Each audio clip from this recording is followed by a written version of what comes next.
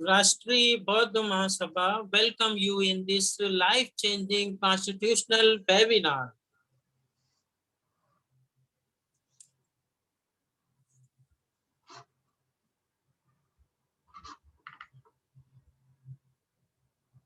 साथियों, जैसा कि मेरे विषय में आप सभी लोग जानते हैं और यह डिक्लेरेशन मैं देश के नागरिकों के लिए प्रस्तुत करता हूं।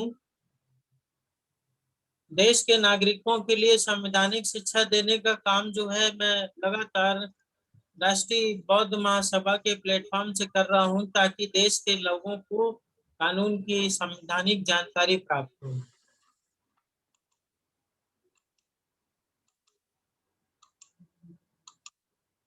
एक जो है स्लाइड है कि नई पीढ़ी पुरानी पीढ़ी से शिक्षा ग्रहण करती है।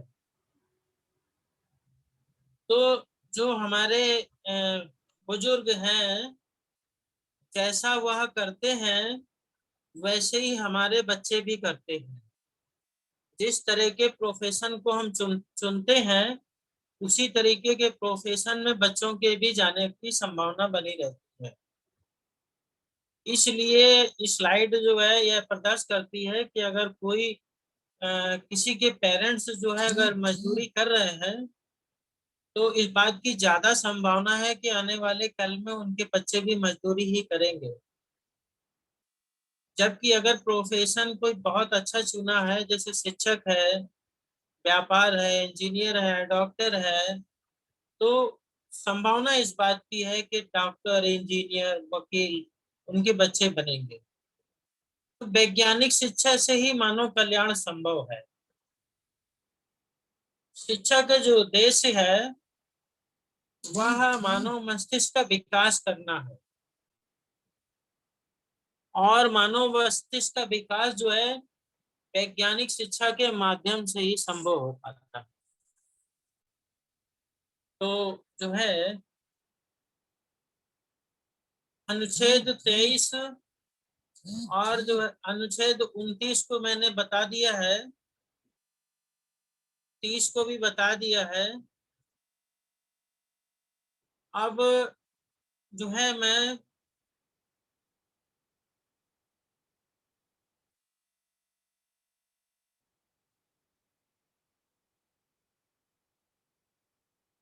आज जो है एक कॉमन चर्चा करूंगा।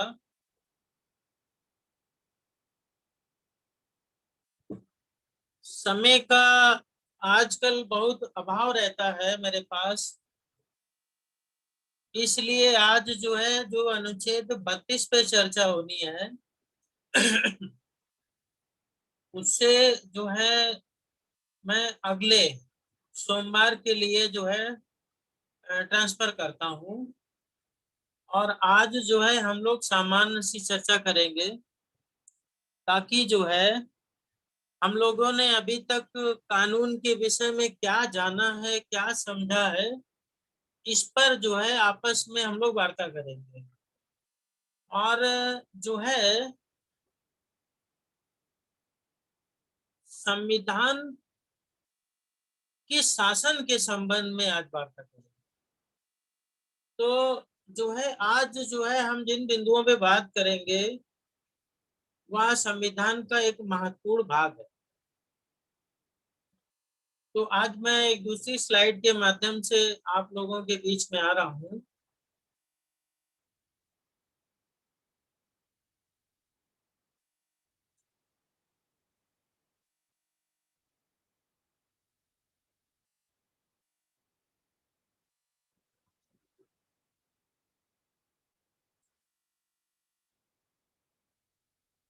मैंने स्लाइड शेयर करी है, आप लोग तक पहुंची है?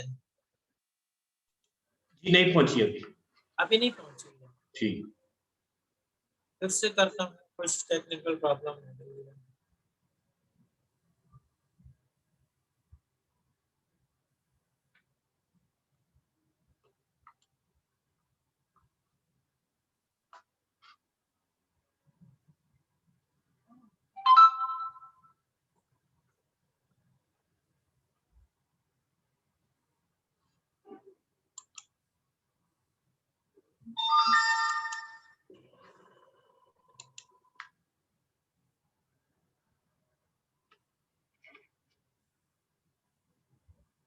मुझे ऐसा प्रतीत हो रहा है कि स्लाइड जो है शेयर हो गई है।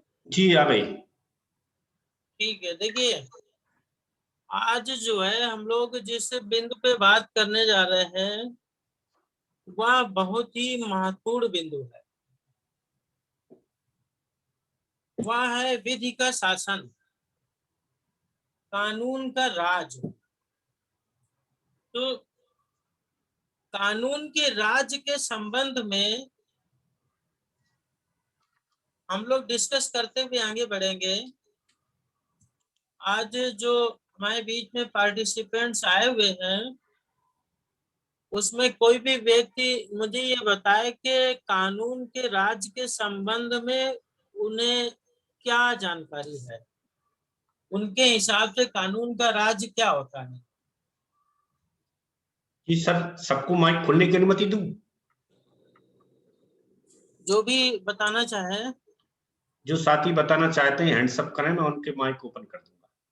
अपनी भाषा में बताइए, बिल्कुल हेजिटेट नहीं होइए, जितना आप जानते हैं वो बताइए। जो साथी बताना चाहते हैं विधि का शासन, रूल ऑफ लॉ, भाई अपना हैंड्स अप कर दें या मैसेज में लिख दें, मैसेज कर दें तो मैं उनका माइक। जी सर, जी अपना माइक अनम्यूट करें बाबूजी, माइक अनम्यूट करें। जी बोले। जी बाबूजी बोले, माइक दोबारा। हाँ जी बोले, माइक अनम्यूट कर ले पहले, mic unmute, mic unmute mute हो गया दोबारा आप।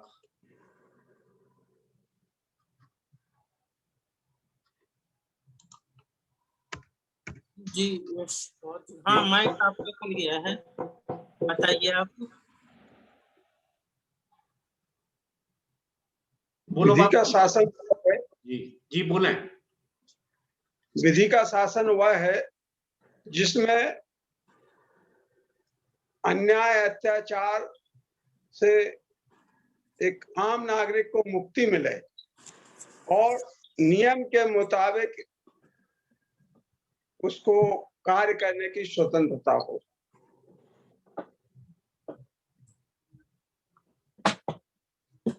जी धन्यवाद। जो है जीएस बौद्ध जी ने बताया। चलिए मैं इसके अलावा और विधि के शासन, कानून के राज के संबंध में जो है हम लोग चर्चा कर रहे हैं। ये शब्द जो है आपने अक्सर सुना होगा, इससे आप क्या अर्थ लेते हैं? विधि यानी कानून, और कानून का जो है पालन होना आवश्यक है। ठीक, बहुत बढ़िया। और भाई कोई?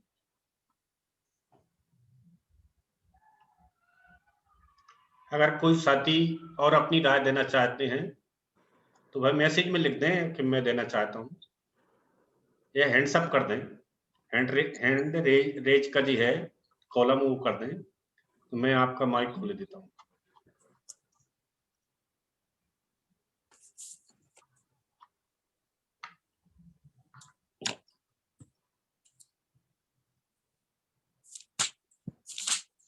अनिल बालखेड़ी जी, आप कुछ कहना चाह रहे हैं? मैं आपका माइक अनम्यूट करने हूँ, माइक अनम्यूट करिए, अपनी बात रखिए। अनिल बालखेड़ी जी, माइक अनम्यूट करें अपना।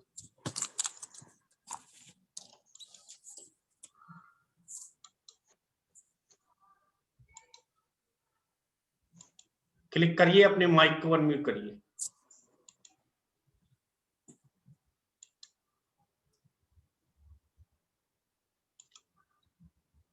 अनम्यूट करिए अपने माइक को, माइक पे क्लिक करके। जी चलो, नहीं कर पा रहे हैं सर, अपनी बात जारी रखें। तो देखिए जो है हमारे लोगों को टेक्निकल ज्ञान भी हम लोगों को सिखाना पड़ेगा। उसके लिए हम लोगों को एक जो है मॉड्यूल सेट करना पड़ेगा। खैर जो है जीएस बौद्ध जी के माध्यम से जो है कानून के राज के विषय में जानकारी मिली कि नियमों के अनुसार जो है चलना चाहिए। अच्छी बात है, काफी हद तक सही है। आज जो है हम लोग कानून के राज के विषय में बात करेंगे और कानून के राज के विषय में बात करते समय हमें सबसे पहले ये जानना है कि जो है दुनिया में कितने प्रकार का राज होता है। नंबर 1 होता है दुनिया में जो सरकारें बनती हैं वो किस किस तरीके से बनती है। पहली सरकार जो दुनिया में बनती है वो बनती है monarchy, rule of one. Monarchy माने राजा का शासन, राजतंत्र। राजतंत्र में क्या होता है कि एक व्यक्ति का शासन चलता है, जाटव समाज होय म्हटलं हो का। जाटव म्हणजे चर्मकार एक समाज। व्यक्ति का शासन चलता है। मायावतीनं कांजीराम ओलिगैर्ची, इसके अंतर्गत कुछ लोग जो है मिलजुल के शासन चलाते हैं।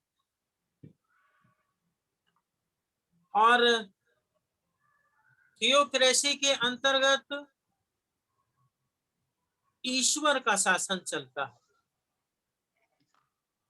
यानी रूल ऑफ गॉड। ईश्वर के नाम पर शासन चलता है, जो ईश्वर कहते हैं वही होता है। और ऑथोरिटेरियम में monopoly of political power by an individual or small group that otherwise allows people to go their private life as they wish। इसके अंतर्गत जो है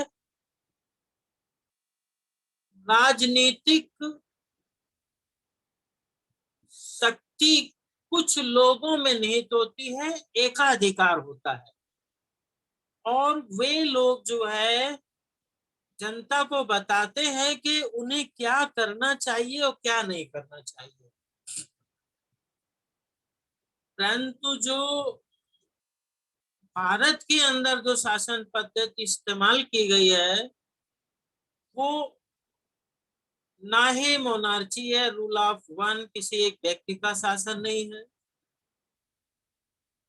कुछ व्यक्तियों का शासन नहीं है, ओलिगैर्ची भी नहीं है, थियोक्रेसी भी नहीं है, ईश्वर का भी शासन नहीं है, और ऑथोरिटेरियनिज्म भी नहीं है, जिसमें कुछ लोग जो है राजनीतिक शक्ति को अपने हाथ में ले लेते हैं, फिर वो देश की जनता को बताते हैं क्या उसे करना चाहिए क्या नहीं करना चाहिए। डायरेक्शन वहां से आता है।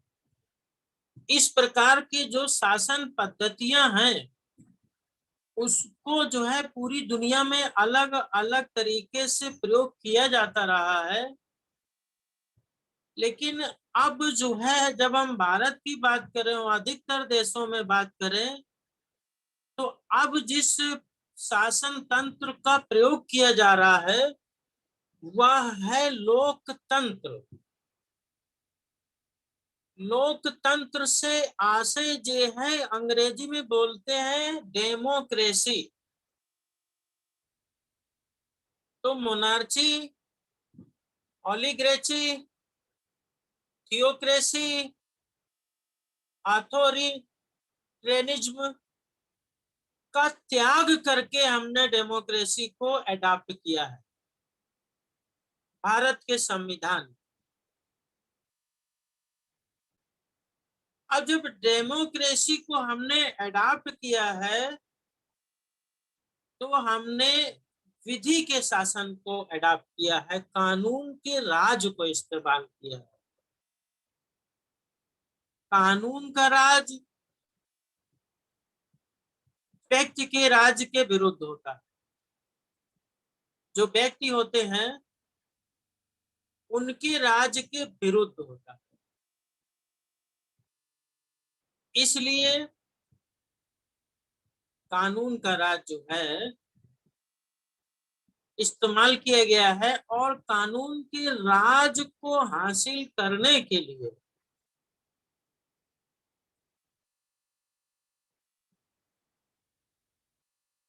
यह जो कानून का राज जो है प्राप्त हुआ है, जो आज जो है देश की जनता को राज प्राप्त हुआ है, वह बड़ी आसानी से प्राप्त हो गया है। खास तौर से जो भारत के लोग हैं उनको बड़े आराम से मिल गया है लोकतंत्र और कानून का राज।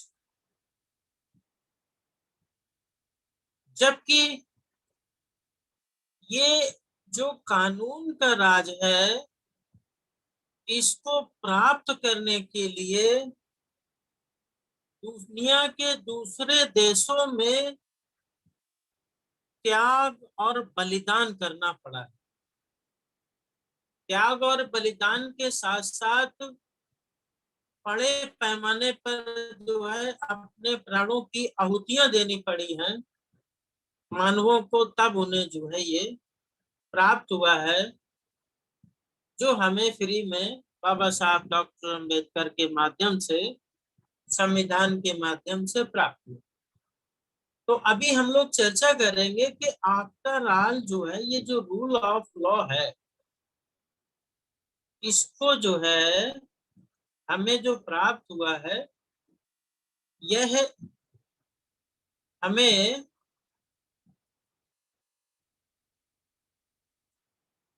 संविधान का जो शासन प्राप्त हुआ है, इसका इतिहास क्या है, इसका महत्व क्या है, ये है क्या चीज। क्योंकि आज जब रूल ऑफ लॉ की बात हमने जो है करी, 70-72 लोग हैं, जिसमें एक व्यक्ति जो है जी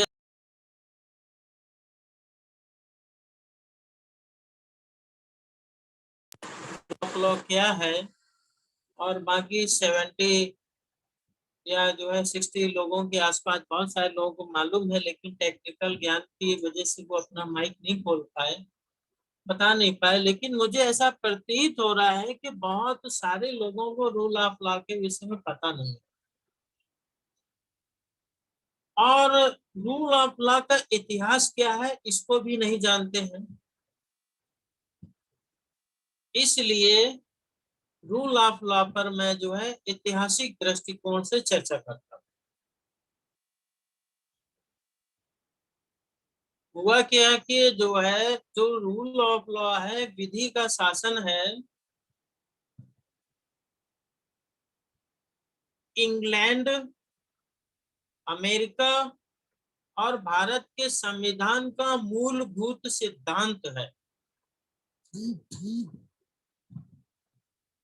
इसका इतिहास क्या है कि इंग्लैंड के अंदर एक शासक हुआ करते थे, जेम्स प्रथम। उनके न्यायाधिपति सर एडवर्ड कोक ने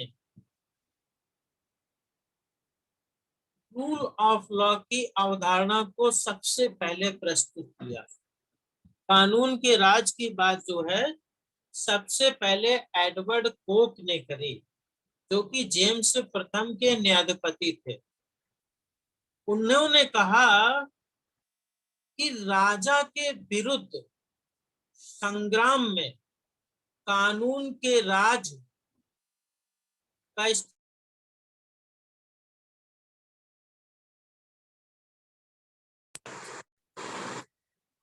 राजा और विधि, राजा और ईश्वर, यानी कि जो विधि है, जो कानून है, उसके अंतर्गत राजा भी आता है और ईश्वर भी आता है।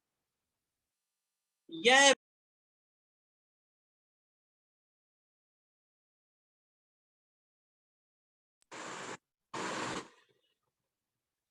सर एडवर्ड कोक ने रखी।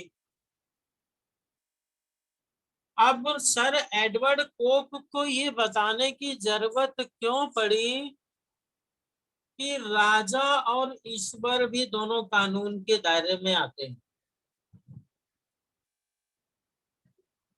ऐसा इसलिए करने की जरूरत पड़ी क्योंकि प्राचीन काल में राजा को ईश्वर का संदेशवाहक भी समझा जाता था, और राजा जो है ईश्वर की तरफ से जो है राज करता था। कई देशों में ऐसी धारणा थी, और ईश्वर का स्थान राजा से भी बड़ा था। ईश्वर के प्रतिनिधि के रूप में राजा जो है शासक हुआ करता था, और ईश्वर का स्थान राजा से भी बड़ा था, जिसको कोई चैलेंज नहीं कर सकता था कि ईश्वर के खिलाफ, ईश्वर के विरुद्ध या ईश्वर की प्रभु सत्ता के विरुद्ध जो है कोई नहीं बोल सकता था। ईश्वर का स्थान सर्वोच्च था। परंतु जब जो है राजा के विरुद्ध जो है जनता ने जो है अपने अधिकारों के लिए संग्राम चालू कर दिया, तो एडवर्ड कोक ने कहा कि राजा और ईश्वर दोनों को विधि के अधीन होना चाहिए। तो एडवर्ड कोक ही वो व्यक्ति थे जिसने ईश्वर को, राजा को विधि के अधीन बताया और कानून को इन दोनों से ऊपर बताया, जबकि उससे पहले जो है राजा और ईश्वर कानून से बड़े हुआ करते थे। इनकी सर्वोच्चता हुआ करती थी, सबसे सर्वोच्च ईश्वर, उसके बाद राजा, उसके बाद विधि, लॉ। परंतु सर एडवर्ड कोक ने कहा कि नहीं, राजा और ईश्वर दोनों ही कानून के अधीन होना चाहिए। ऐसा कॉन्सेप्ट इन्होंने प्रस्तुत किया। जब ये बात जो है एडवर्ड कोक ने कही, तो राजा के पास जो शक्ति थी और जो ईश्वर के नाम पे शासन हो रहा था, उस पर एक वैचारिक मतभेद उत्पन्न हुआ। राजा के संबंध में ये कहा जाता था, शासक के संबंध में, कि जो है king is always right. King is always right यानी राजा हमेशा सही होता है, वो गलत हो ही नहीं सकता।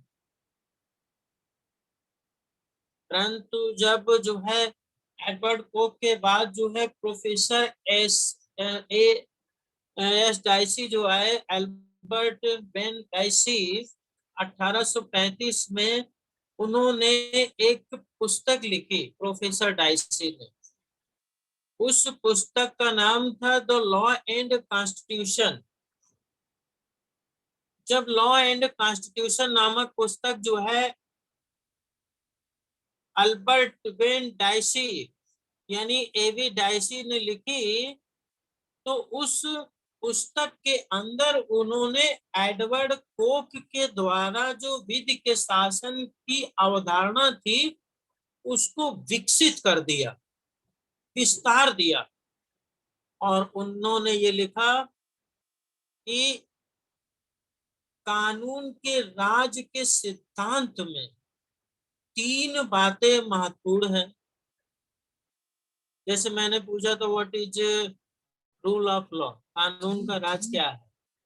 तो एडवर्ड ये जो है एबी डाइसी ने बताया कि कानून के राज के सिद्धांत के अंतर्गत 3 बातें महत्वपूर्ण हैं। पहला है विधि की सर्वोच्चता, दूसरा है विधि के समझ क्षमता, और तीसरा है विधि की भावना। ये 3 बातें जो है उन्होंने अपनी पुस्तक में लिखी, और कानून का राज जहाँ पे है उन्हें जो है ये 3 सिद्धांतों पर काम करना होगा, जिसका क्लासिफिकेशन किया गया है। अब सवाल ये होता है कि विधि की सर्वोच्चता से आशय क्या है? पहला पॉइंट जो है कि कानून का राज में जो कानून की सर्वोच्चता की बात कही गई है वो है क्या, इससे क्या अर्थ निकाला जाए? तो प्रोफेसर डायसी कहते हैं कि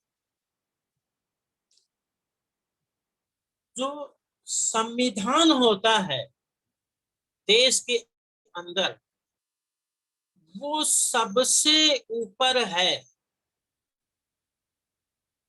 विधि की सर्वोच्चता से आशय यह है कि कानून सबसे ऊपर है और कानून में संविधान सबसे ऊपर है। विधि सर्वोच्च। अब जब संविधान की बात करें, किसी भी देश में जहां संवैधानिक शासन है वहां पे सबसे ऊंचा स्थान जो है संविधान का होना चाहिए।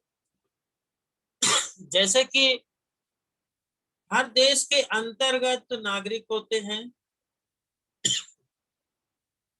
अधिकारी होते हैं, कर्मचारी होते हैं, विधायक होते हैं, मंत्री होते हैं, प्रधानमंत्री होते हैं, राष्ट्रपति होते हैं, वकील होते हैं, न्यायाधीश होते हैं। ये सारे लोग जो है बहुत ही पावरफुल लोग होते हैं, इनके पास बहुत शक्तियां होती हैं, समाज में इनका ऊंचा स्थान होता है, परंतु कानून इन सबसे सर्वोच्च है। कहने का मतलब है नागरिक, वकील, विधायक, मंत्री, प्रधानमंत्री, राष्ट्रपति, न्यायाधीश या कोई भी व्यक्ति जो अपने आप को बहुत ही बड़ा समझता है, बहुत ही ऊंचा समझता है, परंतु जो है संविधान उससे भी ऊंचा है। संविधान सर्वोच्च है और बाकी सब लोग जो है उसके नीचे हैं। क्यों? क्योंकि प्रोफेसर डायसी ने कानून के राज के अंतर्गत विधि की सर्वोच्चता के सिद्धांत की बात की है। अब इसको दूसरे ढंग से समझ लीजिए कि विधि की सर्वोच्चता के अंतर्गत जो है संविधान सबसे ऊपर है। क्यों ऊपर है? जैसे एक माँ होती है, एक माँ अपने बच्चे को जन्म देती है और जन्म देने के बाद उसका पालन पोषण करती है, उसको शक्तियां देती है, उसको अधिकार बताती है। उसी तरह से संविधान ने विधायिका को जन्म दिया है, जिसमें मंत्री हैं, प्रधानमंत्री हैं, विधायक हैं, विधि का काम करने वाले लोग हैं, जो विधि का निर्माण करते हैं, विधायिका लेजिस्लेटिव, उसको जन्म दिया है संविधान ने। कार्यपालिका को भी जो है संविधान ने जन्म दिया है, जिसमें राष्ट्रपति हैं और बहुत सारे अधिकारी कर्मचारी बने। न्यायपालिका का भी जन्म जो है संविधान से ही हुआ है, जिसमें जजेस है, बेंच है, बार। इन तीनों की उत्पत्ति संविधान के अनुच्छेदों के आधार पर हो रही है। कार्यपालिका, न्यायपालिका और विधायिका, इन तीनों का सृजन संविधान के द्वारा हो रहा है। यानी संविधान जो है इनको जन्म दे रहा है, इनको अधिकार दे रहा है, इनको कर्तव्य दे रहा है, इनको शक्तियां दे रहा है कि आपको इस अनुच्छेद के अनुसार इस तरीके से काम करना है। संविधान द्वारा कार्यपालिका, न्यायपालिका और विधायिका का सृजन हो रहा है, इसलिए संविधान सर्वोच्च है। संविधान अगर समाप्त हो जाए जिस देश के अंतर्गत, तो उस देश के अंतर्गत ना न्यायपालिका का अस्तित्व होगा, क्योंकि संविधान ही नहीं है। तो संविधान से ही जन्म हो रहा है, तो न न्यायपालिका, न कार्यपालिका और न विधायिका, तीनों का अस्तित्व संविधान से है। इसलिए संविधान जो है सर्वोच्च है। कोई व्यक्ति कितना भी ताकतवर हो, कितना भी पैसे वाला हो, कितना भी बड़ी पोस्ट पे हो, कितना भी अमीर हो, कितना भी ऊंचा हो, लेकिन संविधान उससे भी ऊंचा है। इसीलिए कहते हैं सुपरमेसी ऑफ कॉन्स्टिट्यूशन, संविधान की सर्वोच्चता। और इसी को दूसरी भाषा में बोलते हैं सुपरमेसी ऑफ लॉ, यानी कि कानून सबसे सर्वोच्च है, विधि की सर्वोच्चता है। ये बिंदु है पहला, जिसको हम लोग ने अभी डिस्कस किया। दूसरा बिंदु है, प्रोफेसर डायसी कहते हैं कि विधि के शासन के अंतर्गत जो है दूसरा बिंदु है कानून के समक्ष समता, यानी राइट टू इक्वलिटी। जहां पर विधि का शासन होगा, जिस देश में विधि का शासन होगा, वहां पे संविधान को सर्वोच्च माना जाएगा और कानून के समक्ष सभी व्यक्ति बराबर होंगे। दूसरा पॉइंट है। अब जब दूसरे पॉइंट की तरफ हम बात करें, तो भारत के संविधान के अनुच्छेद 14 की तरफ नजर जाती है। और भारत के संविधान के अनुच्छेद 14 की तरफ जब नजर जाती है, तो हमें क्या दिखता है? हमें यह दिखता है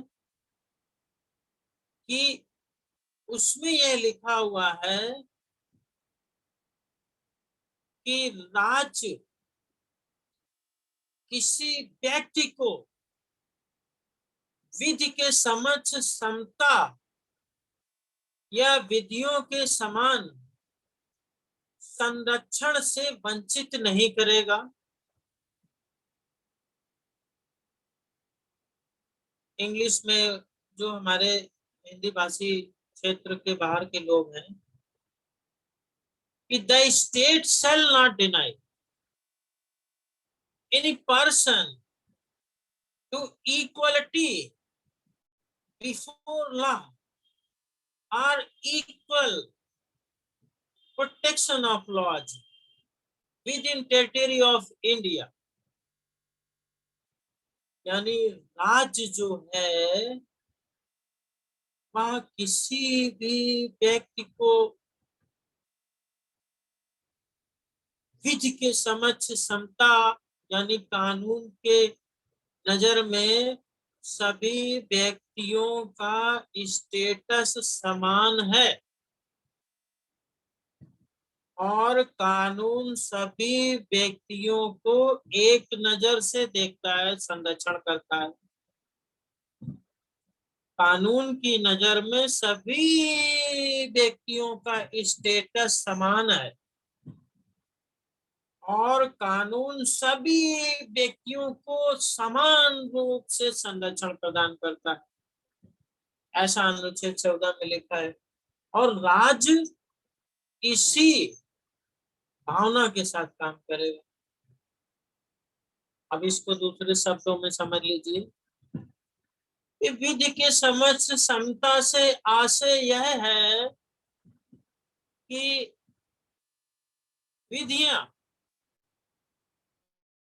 सभी व्यक्तियों के ऊपर बराबर से हाथ रखती हैं, किसी के साथ भेदभाव नहीं करती है, सभी को समान रूप से संरक्षण देती है। जैसे एग्जाम्पल के रूप में कोई इस देश की, भारत देश की सबसे अमीर स्त्री हो, धनवान स्त्री हो, बहुत ही शक्तिशाली हो, धन से, शक्तियों से, सब तरफ से वो साधन संपन्न स्त्री है, और एक महिला जो बहुत ही निर्धन है, गरीबी रेखा के नीचे है, दूसरों के घरों में काम करती है, वर्किंग वुमेन है,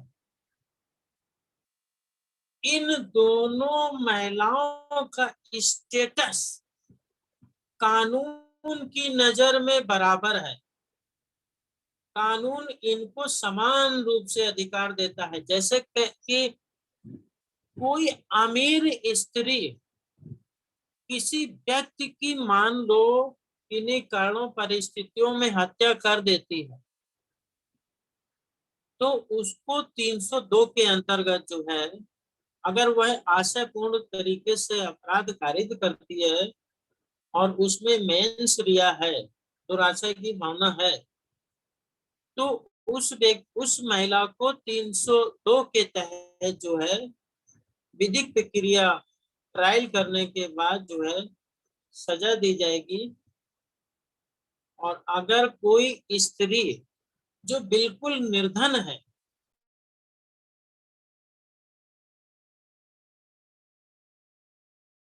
हत्या करती है, तो उसको भी 302 के अंतर्गत अभियोग में पंजीकृत करके और ट्रायल करके उसको सजा दी जाएगी। यानी कि जो आईपीसी के सेक्शंस हैं, आईपीसी की जो विधि है, वह अमीर स्त्री हो उस पर भी समान रूप से लागू होगी, और जो गरीब स्त्री है उस पर भी समान रूप से लागू होगी। यानी भारत देश के अंतर्गत आपवादिक दशाओं को छोड़ दिया जाए तो देश की सारी विधियां सभी व्यक्तियों को समान रूप से सब पर लागू होती है।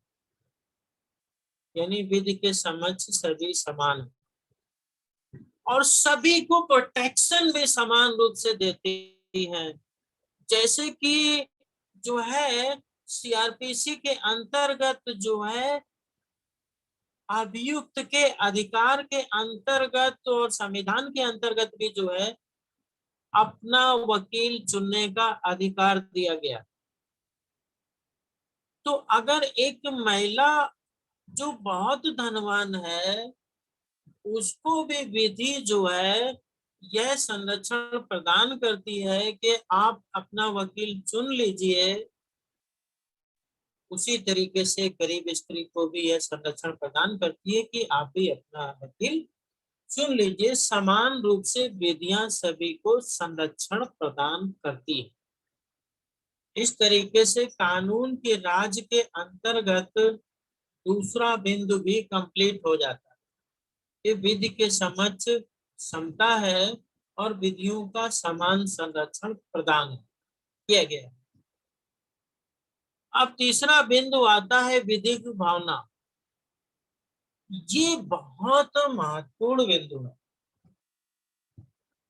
विधि की भावना के बगैर जो है संविधान की सर्वोच्चता और विधि की समक्ष समता के लक्ष्य को हासिल नहीं किया जा सकता, कदापि नहीं किया जा सकता। कैसे नहीं हासिल किया जा सकता, इसको एक एग्जाम्पल के माध्यम से मैं समझाता हूं कि जैसे कि पूरी दुनिया के अंदर बुद्ध के अनुयायी हैं, तथागत गौतम बुद्ध को मानते हैं और उनके प्रति श्रद्धा है, आस्था है, विश्वास है। और तथागत को मानने वाले लोगों के अंतःकरण में धम्म की भावना है, जिसे दूसरे धर्मों की दृष्टिकोण से कहें तो धार्मिक भावना व्यक्ति के अंतःकरण में होती है। उस धार्मिक भावना से प्रभावित होकर के वह अपने धार्मिक ग्रंथों का सम्मान करता है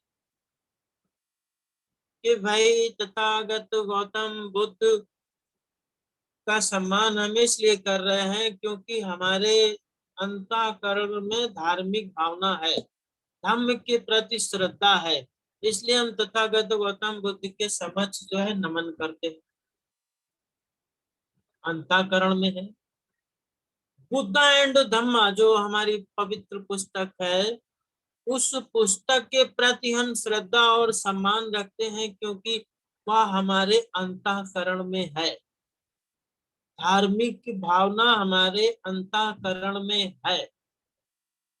इसलिए जो है हिंदू लोग जो है हिंदू धर्म की पुस्तकों का सम्मान करते हैं, हिंदू धर्म के इष्ट देवताओं का सम्मान करते हैं और धार्मिक भावना के कारण जो है वह जो है धार्मिक आचरण करते हैं। और जैसे ही जो है किसी धर्म, चाहे हिंदू धर्म हो, चाहे मुस्लिम धर्म हो, चाहे सिख धर्म हो, चाहे ईसाई धर्म हो, चाहे बौद्धिस्ट धर्म हो, चाहे जैनिज धर्म हो, उनकी भावना के विरुद्ध कोई भी कथन उन्हें नजर आता है तो वह उसका प्रतिरोध करते हैं कि ये हमारी धार्मिक भावना को ठेस पहुंचाता है, ये आपने कैसे कह दिया। तो जिस तरह से व्यक्ति के अंदर धार्मिक भावना होती है, उसी तरीके से हर देश के, खास तौर से मैं भारत के संदर्भ में कहना चाहूंगा कि भारत के सभी नागरिकों के अंतःकरण में विधि के शासन की भावना होनी चाहिए।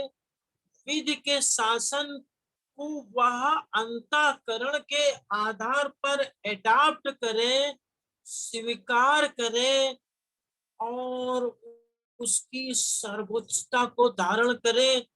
उन्हें यह एहसास हो कि संविधान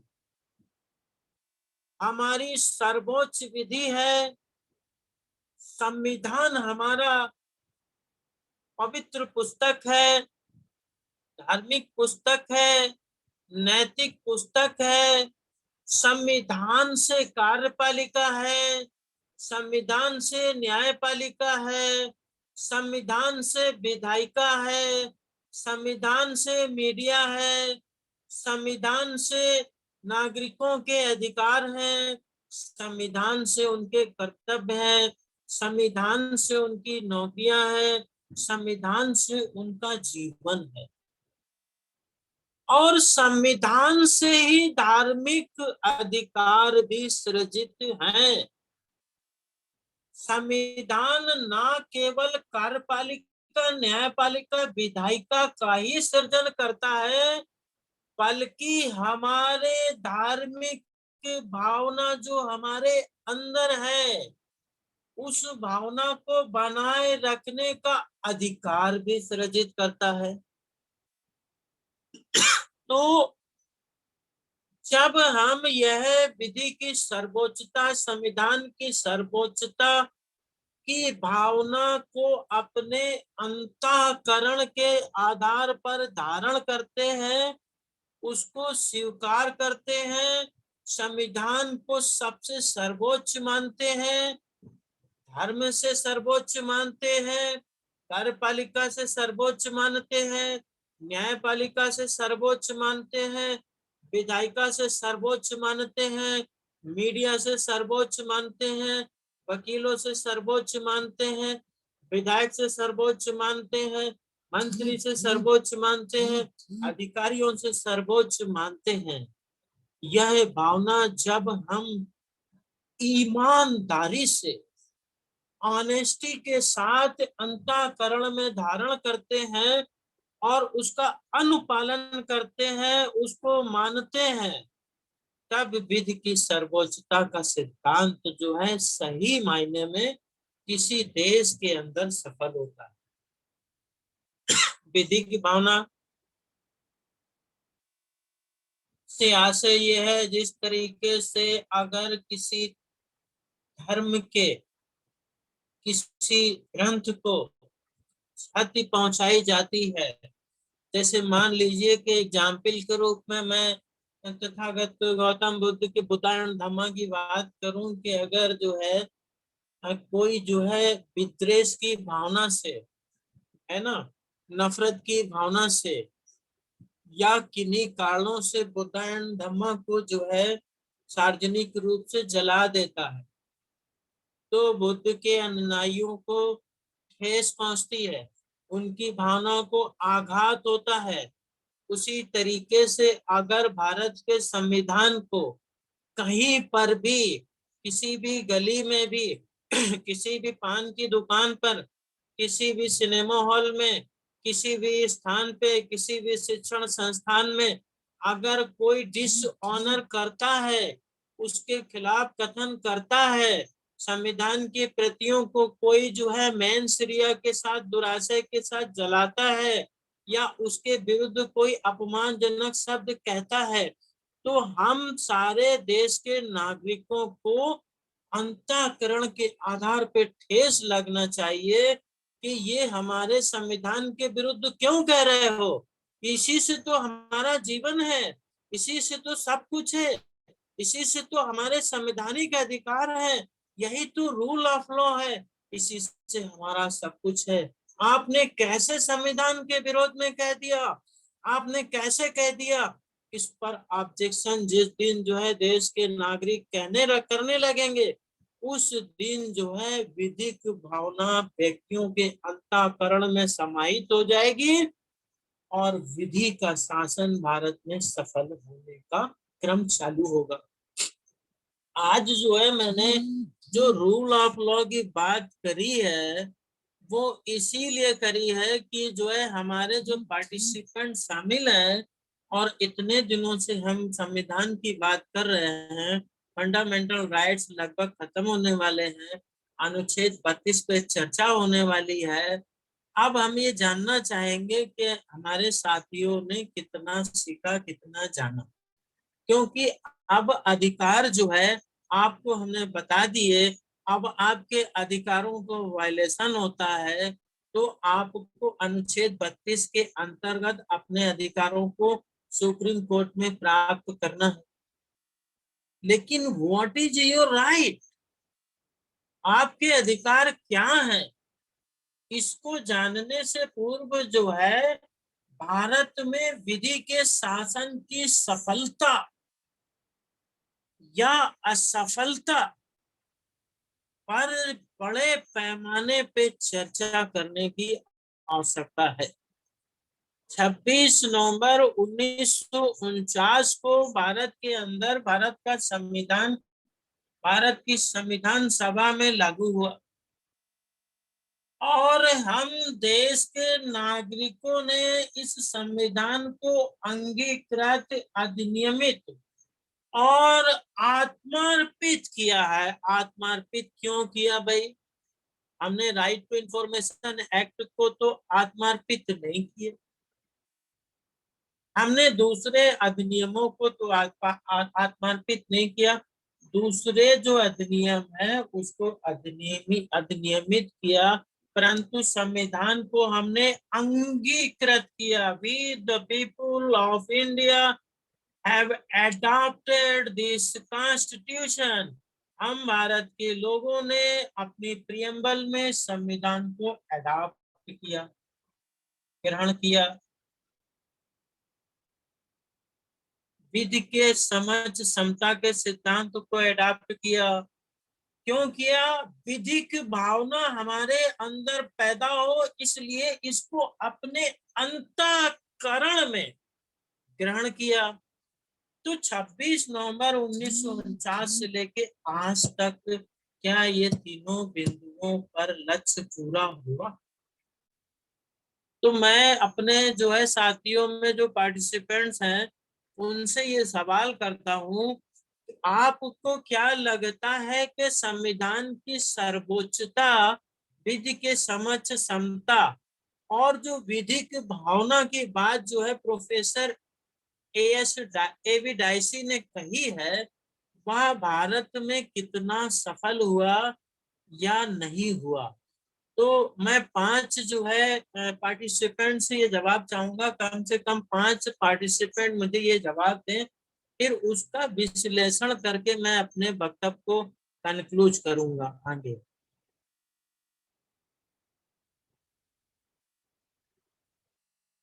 तो बताइए सर, कम से कम 5 लोग जो है ये बताएं मुझे कि क्या भारत हुआ? मैं कुछ कहता भी था, वो मुझसे कहता जी वो मेरी अगर नहीं हुआ तो क्यों नहीं हुआ, अपने विचार बताएं। मतलब ये मान के चलो कि अच्छा लगा जब भी कभी मुलाकात होती थी। हेलो, तो मतलब ये मान के चलो। माननीय कमलेश सर जी, आपके माइक को अनम्यूट किया गया है, आप अपने विचार दें।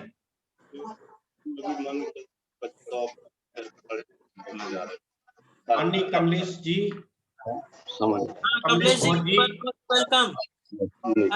मैं चाहूंगा लोग जो है अपने विचार रखें और बोलना सीखें। कमलेश जी, मैं हमारे आचार्य जी से अनुरोध करता हूं कि अपने माइक को अनम्यूट करें और आचार्य जी से मैं सर्वप्रथम आज के कमेंट पर बात रखना मानना चाहता हूं। माननीय आचार्य जी।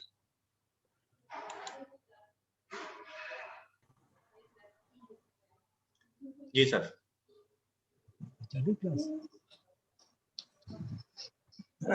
हेलो। जी सर। जी सर। हेलो जी, आवाज आ रही है हाँ, सर। मैं सुन पा रहा हूँ। जी सर, अपनी बात रखें सर आज के। जी जी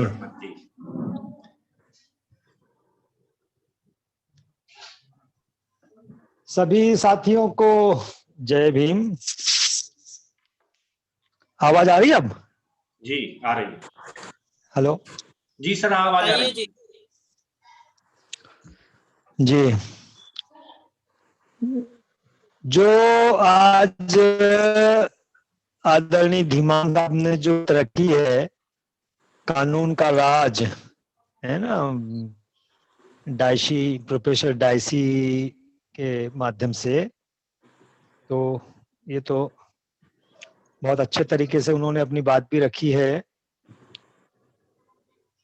और जिस बात को मैं ज्यादा महत्व भी देता हूं उसमें यह है कि संविधान तो अपने आप में सर्वश्रेष्ठ है ही, और विधि की सर्वोच्चता भी है हमारे देश में, और कॉन्स्टिट्यूशन की सर्वोच्चता भी है। लेकिन ये देश इंग्लैंड और अमेरिका नहीं है, ये भारत है। यहाँ पर एक ग्रुप ऐसा है जो इस कॉन्स्टिट्यूशन को फेलियर साबित करना चाहता है। इसीलिए हमारे अपने लोगों की ये जिम्मेदारी बनती है कि हजारों साल के बाद हमको सम्मान से जीने का अवसर मिला है इस कॉन्स्टिट्यूशन के माध्यम से। तो वो जो सिद्धांत प्रतिपादित करता है पुरानी संस्कृतियों को ठुकराकर या उसका विकल्प देकर, तो हमें चाहे कितना भी नुकसान हो, हमारी कितनी भी हानि हो, हमें उस सिद्धांत को स्वीकार करना चाहिए। तो ये बात महसूस की जाती है कि देश में इन 70 सालों में हमारा जो वर्ग है, जिसकी पहली जिम्मेदारी थी कि हम विधायिका के तौर पर भी, कार्यपालिका के तौर पर भी और व्यक्तिगत जीवन को भी देखें, हम जहां जहां हमारी भूमिकाएं हैं हमने अपनी भूमिकाओं का निर्वहन नहीं किया है। संविधान अपने आप में कितना भी श्रेष्ठ हो, लेकिन हमारी जिम्मेदारी बनती है कि उसकी श्रेष्ठता को कायम रखना, उसकी श्रेष्ठता को बनाए रखना, और उसके लिए चाहे हमें कितना भी लॉस हो, कितनी भी हानि हो, कितना भी नुकसान हो, तो उसके लिए हमें आगे रहना होगा। ये बात थोड़ा हमें महसूस होती है कि हम उस पक्ष में, जैसे सिक्के के दो पहलू होते हैं, तो एक पहलू जो आदरणीय धीमान साहब समझाते हैं वो बहुत ही श्रेष्ठ समझाने का, बहुत ही सरल तरीके से वो समझाते हैं कि हमारे संविधान में किस तरह की बातों को महत्व दिया गया है। लेकिन उन्हीं बातों को जब अमल की बात आती है तो हमारे अपने वर्ग की जिसकी पहली जिम्मेदारी है उसे बहुत गंभीरता से लेने की भी जरूरत है, उसे अपनाने की भी जरूरत है, और उन सिद्धांतों पर चलने की भी जरूरत है, ताकि दूसरे लोग फिर बाद में अच्छे रिजल्ट आने के बाद दूसरे लोग हमसे प्रभावित हो सके। मैं तो इस क्षेत्र का विद्यार्थी नहीं हूं, लेकिन आदरणीय धीमान साहब की बातें सुनकर बहुत खुशी होती है कि कितने सरल तरीके से और उदाहरण देकर वो संवैधानिक बातों को समाज के सामने रखते हैं। मैं उनका बहुत बहुत साधुवाद करता हूं, धन्यवाद करता हूं, शुक्रिया अदा करता हूं। और आज की इस मीटिंग में, चूंकि मैं तो खैर उस क्षेत्र का विद्यार्थी भी नहीं हूं, फिर भी मेरी राय मांगी गई तो मैं मास्टर बादल जी को भी धन्यवाद करता हूं। और इतना ही कह के मैं सर जो है सर जी सर जो क्वेश्चन है वो ये है जी कि 26 नवंबर 1949 से लेके आज तक जी जो हमारे देश में संवैधानिक शासन है वह क्या सफल हुआ हाँ। या असफल हुआ या पूर्णतया सफल नहीं हुआ, आपका क्या मानना है? नहीं सर, इसको दूसरे नजर से हमको देखना चाहिए। जी जैसे मैंने शुरू में कहा कि ये इंग्लैंड अमेरिका नहीं है, ये भारत है। हाँ कुछ लोग इसे असफल करना चाहते हैं, वो भी अपने मकसद में कामयाब हुए हैं। लेकिन मेरी राय ऐसी है कि हम जो इस संविधान को चाहने वाले लोग हैं, तो जिस तरह से आप एक एक बात को बहुत बारीकी से समझाते हैं, तो उस पर चलने की आवश्यकता है। तो पूर्ण रूप से जो आप कह रहे हैं कि सफल हुआ या असफल हुआ, तो मैं ये कहूंगा कि पूर्ण रूप से तो ना ये सफल भी हुआ है और पूर्ण रूप से ना ही ये असफल भी हुआ है। ठीक ठीक लेकिन ठीक, इसे बहुत बहुत पूर्ण रूप से धन्यवाद। सफल करने के पीछे हमारे अपने लोगों को आगे आने की जरूरत है, उस पर चलने की जरूरत है, उस पर अमल करने की जरूरत है, चाहे फिर उसके लिए हमें किसी भी प्रकार का त्याग करना हो। ऐसी कुछ मेरी राय है। बिल्कुल सही है, जी बहुत सर। बहुत धन्यवाद। जो है जी नेक्स्ट जो है हमारे 4 साथी हैं, मीटिंग चलने दीजिएगा। हैं जी अभी समय जरूर होगा, लेकिन वी आर डिस्कसिंग मैं लेक्चर मेथड होता है। माननीय रविता बोस जी छत्तीसगढ़ से हैं और आप महिला भी हैं और शिक्षित जानकार भी हैं। आप ये बताइए कि महिलाओं के दृष्टिकोण से आज के जो प्रश्न आपसे पूछे गए हैं माननीय धीमान साहब द्वारा, आप उनको किस तरीके से रखना चाहेंगे? माननीय रविता बोस जी, माइक को अनम्यूट करें और बात रखें।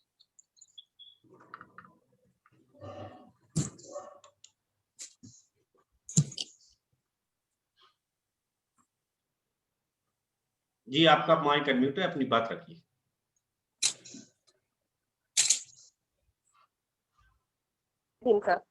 धीमान साहब को बहुत बहुत धन्यवाद। मैं सारे जब से Thank you. धीमान साहब के मैं संविधान चर्चा सुन रही हूँ, सारे चीज को नोट कर रही हूँ। आज का जो सवाल है जिसको मैं गंभीरता से ले रही हूँ, जहां जी। तक कि सफल असफल की जो बात है, जिन्होंने उसको अंगीकार किया, जिन्होंने उसको समझा, उनके लिए तो सफल हुआ है। लेकिन जी। जिन्होंने उसको काटना चाहा, उनके लिए भी वो सफल हुआ है। हम हमारा नजरिया मायने रखता है कि हम किस तरह से उसको देख रहे हैं।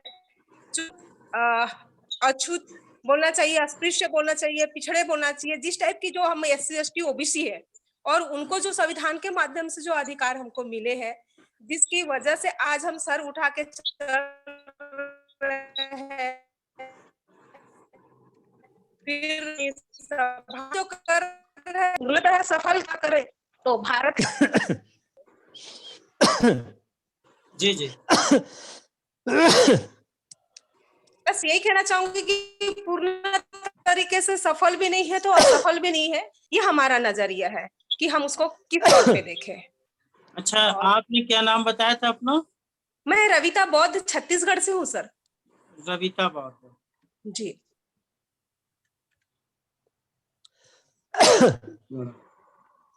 ठीक, धन्यवाद। तो अब बाकी 3 लोग रह गए। जी थैंक यू सर। वेलकम। अब मैं हृदय वर्मा जी आपको अनम्यूट कर रहा हूं। आप अपने माइक को अनम्यूट करें और आज प्रश्न के अनुसार अपने वक्तव्य रखें।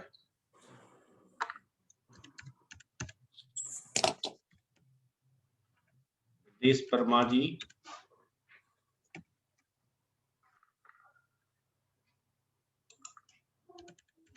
चलो हृदय वर्मा जी का मुझे मिल नहीं रहा, मैं दूसरे साथी को अनम्यूट करता हूं। टू पार्टिसिपेंट्स रेज्ड हैंड, 2 लोग बोलना चाहते हैं। जी मैं अनम्यूट करता हूं। जी माइक अनम्यूट करिए चरणदास बौद्ध साहब। जी सर। जी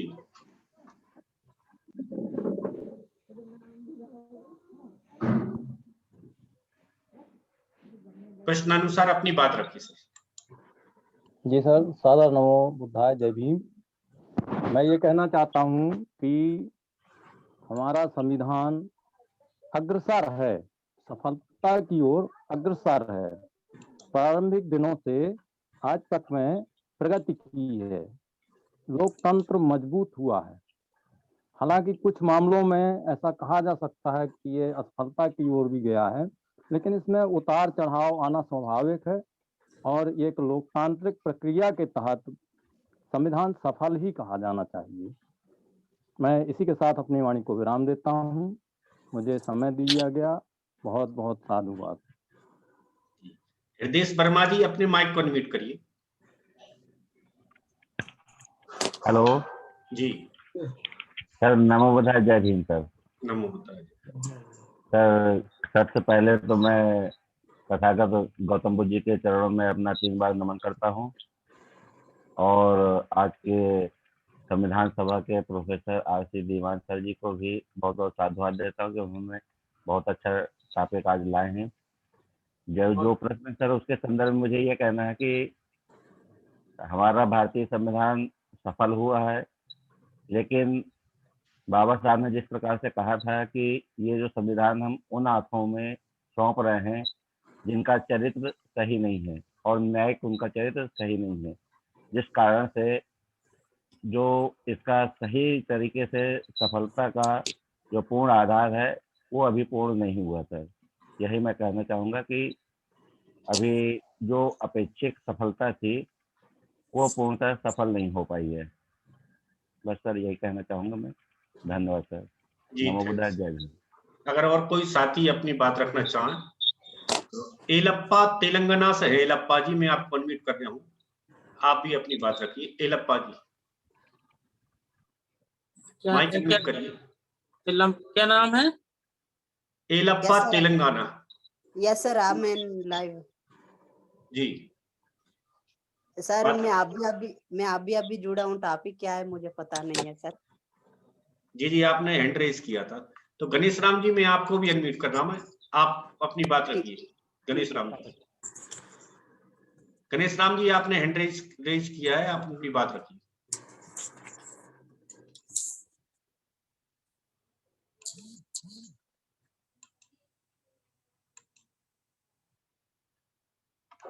Two participants raised hand. जी जी जी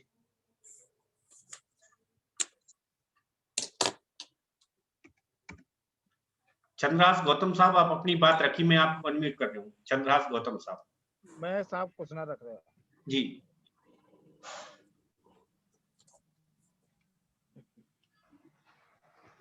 नहीं रख रहे सर बात? जी जी जी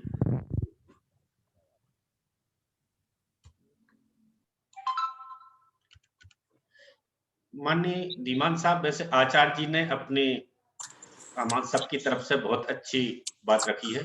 हमको चलिए हम लोग विश्लेषण करते हैं। जी कर्तव्य के प्रति हम कहीं ना कहीं उदासीन रहते हैं, अधिकार के प्रति जागरूक रहते हैं। इस प्रकार आचार्य जी ने कहा है कि भारत और इंग्लैंड अमेरिका के मामले में भारत कई तरीके से कई मामलों में पीछे है, तो उसके कंपैरेटिव न करते हुए हम भारत के हिसाब से ही आचार्य जी ने अपनी बात रखी है। तो आगे की बात धीमान साहब रखें। धन्यवाद। जो है मैंने जो है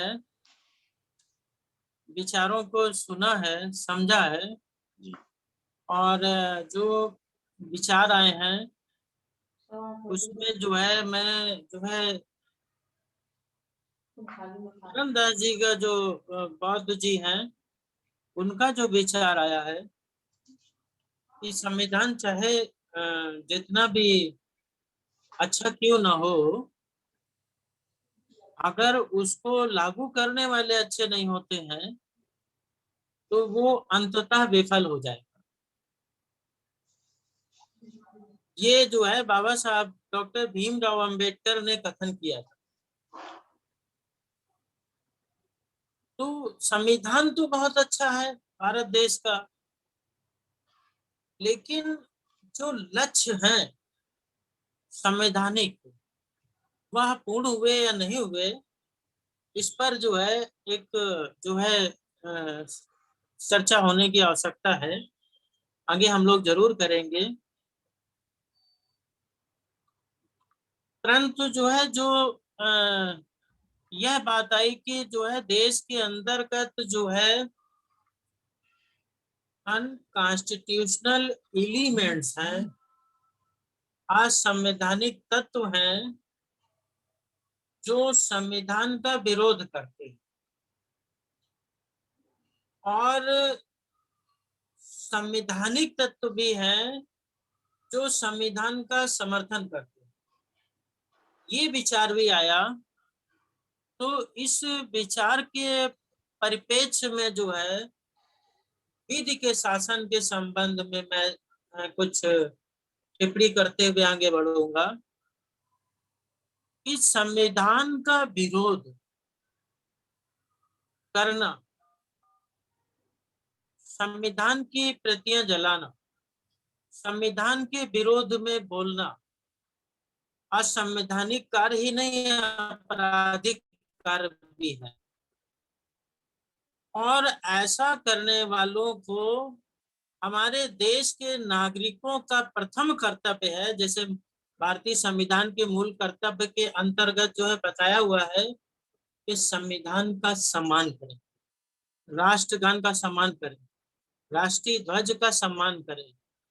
तो संविधान विरोधी जो तत्व है, चाहे जिस देश के अंतर्गत हो, चाहे भारत के अंतर्गत हो, ऐसे संविधान विरोधी तत्वों को आइडेंटिफाई करके, और अगर वह संविधान विरोधी कृत्य करते हैं तो ये राज्य का कर्तव्य है कि संविधान विरोधी कृत्य जो है तत्वों को जो है आपराधिक कार्यों को देखते हुए उनको पनिश किया जाए। अब जहां तक संविधान की सफलता का सवाल है, तो संविधान कोई भी देश के अंदर विधि की सर्वोच्चता और विधि की समझ समता और विधि की भावना, तीन बिंदु बताए प्रोफेसर डायसी ने। अगर रूल ऑफ लॉ को सफल करना है तो देश के हर एक व्यक्ति को संविधान की जानकारी होनी चाहिए। आप अपना स्कूटी, अपना कार, अपना साइकिल लेके सड़क पे निकल जाते हैं तो आपको ट्रैफिक नियम की जानकारी है कि आपको बाएं चलना चाहिए, रेड लाइट आती है तो रुक जाना चाहिए, येलो आती है तो अलर्ट हो जाना चाहिए, ग्रीन आती है तो चल देना चाहिए। आपको ट्रैफिक नियम की जानकारी किसने दी? राज्य ने दी। तो विधि के समक्ष जो है, जो समता है, विधि की सर्वोच्चता है, इसकी जानकारी जो है कौन देगा?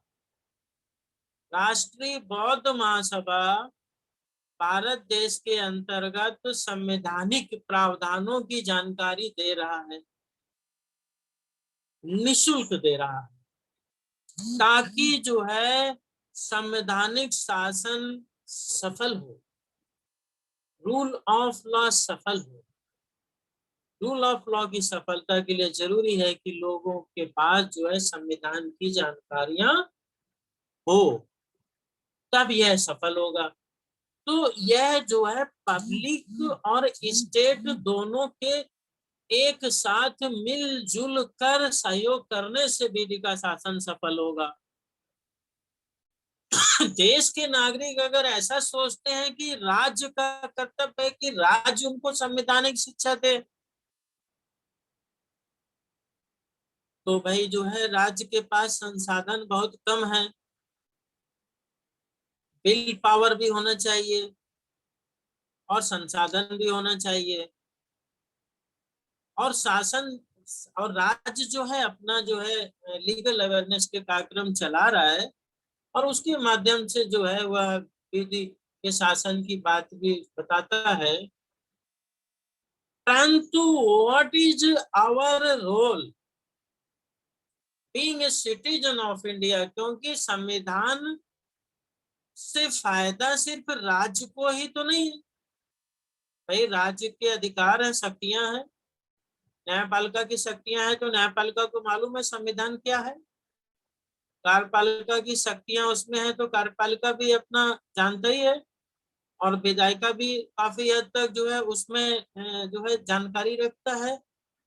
तो उसमें हम नागरिकों के जो अधिकार हैं उसकी जानकारी रखने की जिम्मेदारी किसकी है? हम नागरिकों की है, और हमारी ही जिम्मेदारी है कि हम अन्य नागरिकों को संविधान के प्रावधानों के विषय में बताएं, क्योंकि हम सब नागरिक के अधिकार संविधान में निहित हैं। हमारा आरक्षण उसमें है, हमारे मौलिक अधिकार उसमें है, हमारा चुनाव आयोग उसमें है, हमारे वेलफेयर प्रोविजंस उसमें है। तो ये कौन जानेगा और कौन बताएगा? यह बीड़ा जो राष्ट्रीय बौद्ध महासभा ने उठा रखा है, अगर इसी तरीके से हमारे देश के दूसरे एनजीओ या दूसरे नागरिक जो इन चीजों को समझते हैं वह भी इस जिम्मेदारी को उठा लें, तो मुझे लगता है 10 साल के अंदर देश के सभी नागरिकों को कम से कम संविधान की मोटी मोटी जानकारी तो हो जाएगी। और अगर मोटी मोटी जानकारी हो गई, उनके दिल में संविधान के प्रति श्रद्धा पैदा हो गई, संविधान के प्रति जो है उनकी भावना उत्पन्न हो गई, और उन्हें मालूम हो गया कि इसमें हमारे धार्मिक अधिकार है, इसमें हमारे राजनीतिक अधिकार है, इसमें हमारे सामाजिक आर्थिक ये सारे अधिकार है, सारा न्याय तो वह इसका सम्मान करने लगेंगे, इसके लगेंगे। इसको अंगीकृत करने का काम वास्तव में नहीं हो पाया। हमारा हाथ नहीं पहुंच रहा। ये अधिनियमित तो हुआ, लेकिन देश के नागरिकों के अंतःकरण में अभी ये अधिनियमित नहीं हुआ, अंगीकृत नहीं हुआ, यह एडॉप्ट नहीं हुआ। संविधान का विरोध वो लोग कर रहे हैं जो संविधान विरोधी है, और संविधान का विरोध इसलिए कर रहे हैं क्योंकि उन्होंने संविधान को भी एडॉप्ट नहीं किया। उन्होंने इसको जब एडॉप्ट नहीं किया, अंतःकरण से एडॉप्ट नहीं किया, क्योंकि उन्होंने इसलिए नहीं किया, उनको पता ही नहीं है, उन्हें लीगल अवेयरनेस के अभाव में पता नहीं कि उनके सारे अधिकार इसी संविधान से हैं जिस संविधान का वो विरोध कर रहे हैं। जिस संविधान की प्रतियों को वो जला रहे हैं, उनके अधिकार इसी संविधान से प्रोटेक्ट होते हैं। जिस दिन संविधान का शासन, विधि का शासन समाप्त हो जाता है, और मैंने जैसे आरंभ में बताया कि राजतंत्र आता है, धर्मतंत्र आता है, या कोई दूसरा शासन तंत्र आता है तो फिर जो है उनके पास ये अधिकार नहीं होंगे, तो उनको लाइफ है, जो लिबर्टी है, जो डिग्निटी है, जो फैटर्निटी है, वह उनको प्राप्त नहीं हो पाएगी, इसकी उन्हें जानकारी नहीं है।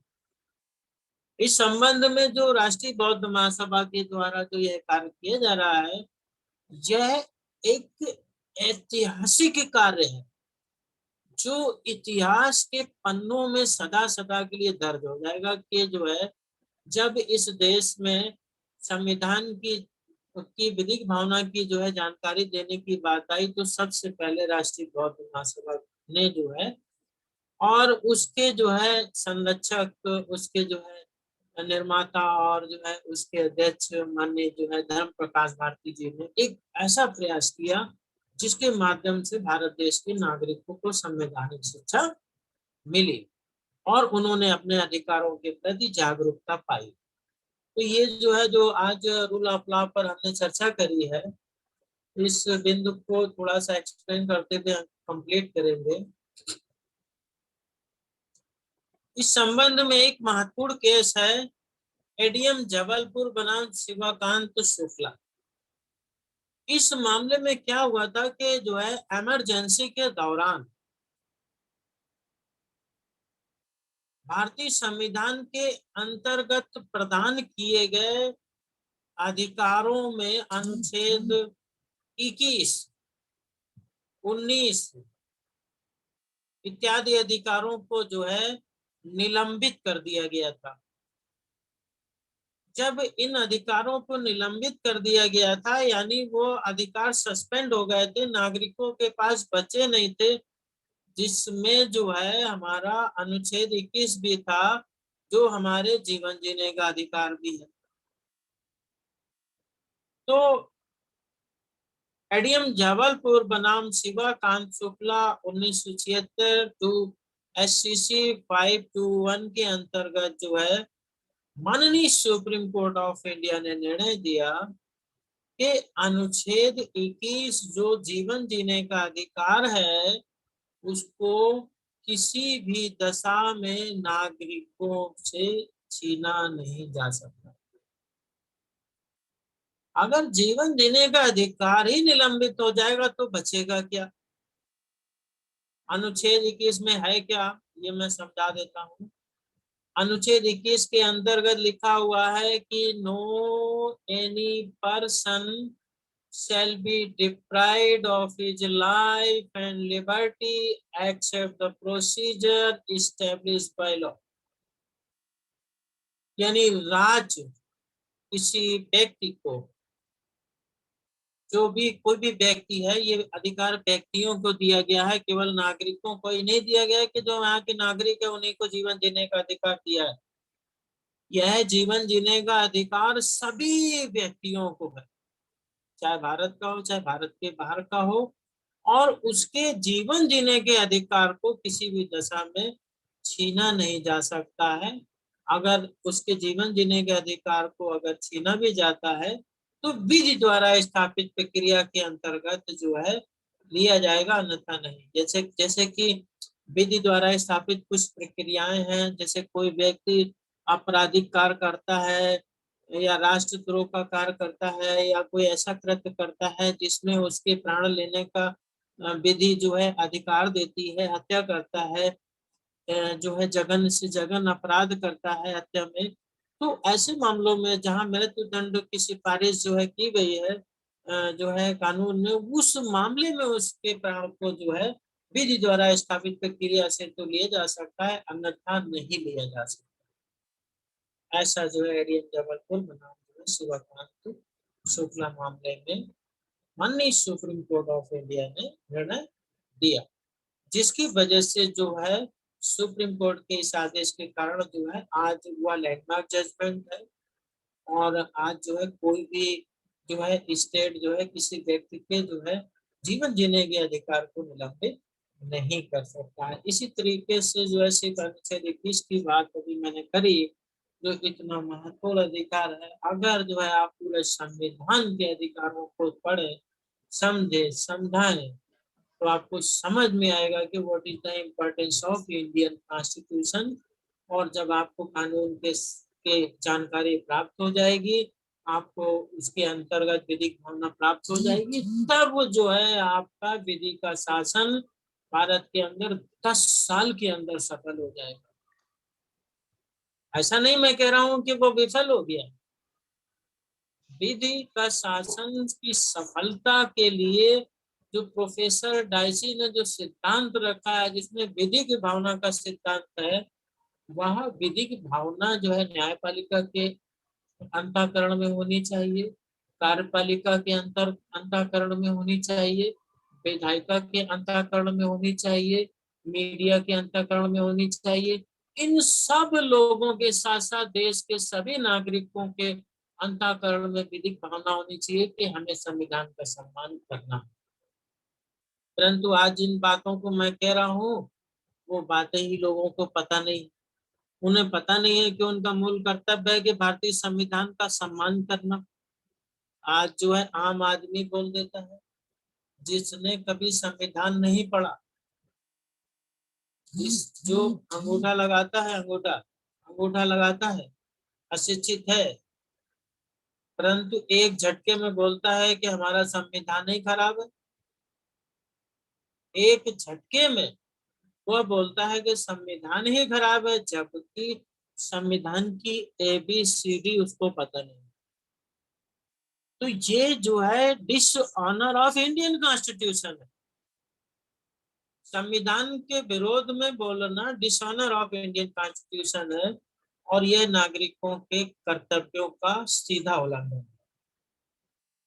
और संविधान के विरुद्ध जो है अभद्र टिप्पणी करना, उसको क्षति पहुंचाना, उसका अपमान करना आपराधिक कार्य है, और यह दंडनीय कार्य है। परंतु यह लोगों को पता नहीं है, इसलिए ना ही वह उसका सम्मान करते हैं और ना ही इस तरह के जो है अपराध को कारित करने से भयभीत होते हैं कि they don't know what will be the punish of this offence. तो यही मैं अपनी बात जो है विधि के शासन पर समाप्त करता हूँ। मुझे पूरा यकीन है कि निश्चित रूप से आज आप लोग ने विधि के शासन को समझा है, संवैधानिक शासन को समझा है, संविधान की सर्वोच्चता को समझा है, विधि के समझ क्षमता को समझा है, और विधि की भावना को अब आप लोग जो है अपना अंतःकरण में धारण करेंगे और देश के दूसरे नागरिकों को धारण करवाएंगे। और राष्ट्रीय बौद्ध महासभा का जो चैनल है, राष्ट्रीय बौद्ध महासभा का RB, राष्ट्रीय बौद्ध महासभा RBM, तो उसको आप लोग जो है सब्सक्राइब करेंगे। उसके अंतर्गत जो ये आज हमारा वीडियो है, इसको देश के नागरिकों तक अगर आप पहुंचा देंगे, तो आरसी धीमान हर घर में जाके, हर व्यक्ति के घर में घुस के, हर व्यक्ति के मोबाइल में, हर व्यक्ति के लैपटॉप में घुस के उसको ये विधि का शासन समझा दे। परंतु यह कार्य तब पूर्ण होगा जब आप और हम पूरी ईमानदारी से यह काम करेंगे। अगर हम यह काम ईमानदारी से करते हैं, आज जो है हमारे सामने 54 लोग बैठे हैं, अगर 5-5 लोगों को यह वीडियो शेयर करते हैं और वो लोग 5-5 लोगों को शेयर करने के लिए प्रेरित करते हैं, तो 1 महीने के अंदर पूरा देश विधि के शासन को समझ जाएगा।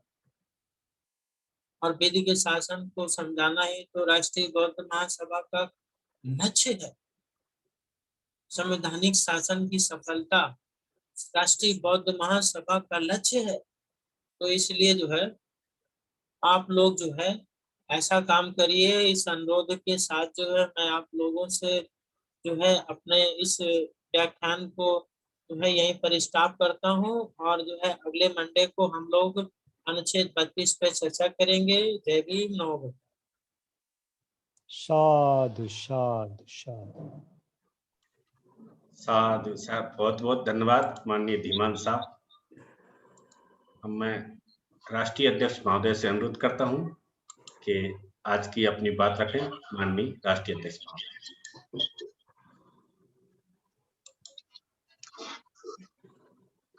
हेलो, जी सर। आवाज आ रही मेरी? जी आ रही है। लेकिन पिक्चर नहीं आ रही। ये हाँ, जो अब है आ रही है। कमलेश मनी जी ने स्क्रीन शेयर करी है, उनसे कह दीजिए कि अपना स्क्रीन शेयर बंद कर दें, स्टॉप कर जी दें। कमलेश मानी जो है अपना प्लीज अपना आप जो है स्क्रीन शेयर में जो टॉप का बटन है रेड कलर का, उसको दबा दीजिए। Thank you. अब आएगा फोटो। अभी मैं यहाँ से भी इसको स्टॉप कर देता हूँ। जी आ गया सर। आ गया। जी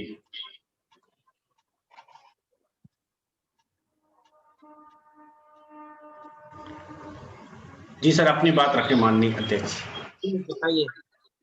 जी मां साहब, मेरी आवाज आ रही है? जी आ रही आ रही आ रही। चलो, पुनः संत गुरुओं को नमन करते हुए मैं धन्यवाद करना चाहता हूं अपने असिस्टेंट प्रोफेसर आरसी धीमान साहब का। आज उन्होंने काफी विस्तार से और डिटेल में संविधान के बारे में बताया। मैं ज्यादा कुछ नहीं कहूँ। माइक अनम्यूट कर लीजिए सर, माइक म्यूट हो गया। एक मिनट। जी नहीं, इधर से तो खुला है माइक। हाँ जी सर, आवाज आ रही है। बिल्कुल की आ रही आवाज आपकी। जी जी जी। दो बातें विशेष रूप से आज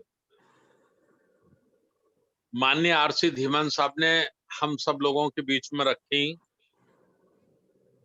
वैसे तो उन्होंने हर शब्द अनमोल कहा है जिसका कोई मोल नहीं,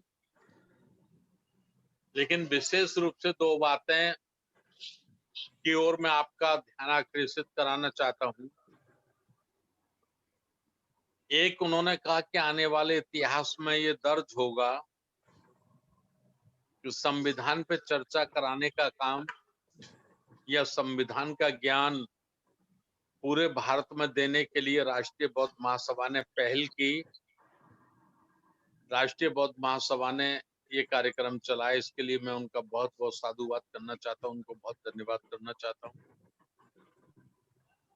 दूसरा, उन्होंने कहा कि जो संविधान को नहीं पसंद करते हैं या संविधान के रहते जिनके मंसूबे पूरे नहीं हो रहे, वो संविधान के प्रति इतना दुष्प्रचार कर रहे हैं कि जो अंगूठा छाप है, जिसने संविधान की एबीसीडी नहीं पढ़ी, वो भी ये कहता है कि साहब हमारा संविधान ठीक नहीं है। ये बहुत दो बड़ी बातें आज उन्होंने हमारे बीच में रखी और मैं दोनों बातों का समर्थन करता हूं। और मैं ये निवेदन करना चाहता हूं कि बाबा साहब डॉक्टर अंबेडकर जी के द्वारा बनाए गए संविधान के कारण जिनकी मोनोपोली, जिनकी सर्वश्रेष्ठता या जिनका अभिमान पूरा नहीं हो पा रहा है, वो संपूर्ण भारत में संविधान के विरोध में एक माहौल तैयार कर रहे हैं।